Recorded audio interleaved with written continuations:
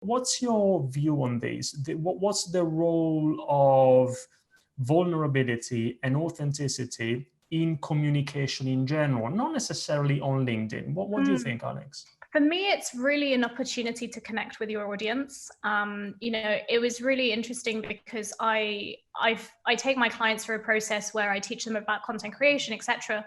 And then I started to realize that actually, whilst they're very good at creating content around their expertise, they're really not that great around talking about who they are, why they do what they do, and what are they passionate about.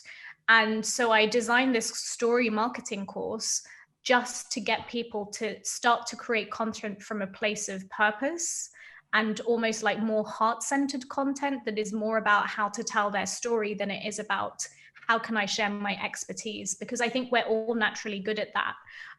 But actually we find it very hard to share who we really are, especially on LinkedIn. The amount of people, I work with everything from students to CEOs that run million-pound companies, and there is always that fear of being judged if I put myself out there. What are people going to think? What if I say the wrong thing? Except, and the list is endless.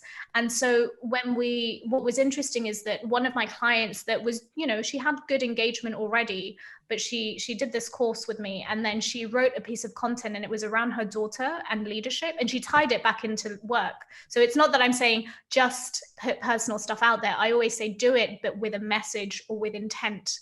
There's a purpose around that content and a message that you're trying to send to your audience. And instantly her engagement was ridiculously higher than before. And she was like, that's insane. And it's like, because you're showing people who you are. So many people can relate to being a mother. So many people can relate to, provoked by the thought of how does mothership and leadership tie in together. And so it's really about, people want to see who's behind that profile. And yet we're very good at hiding behind our titles or how we want to present ourselves to people. And actually, it's as simple as being ourselves.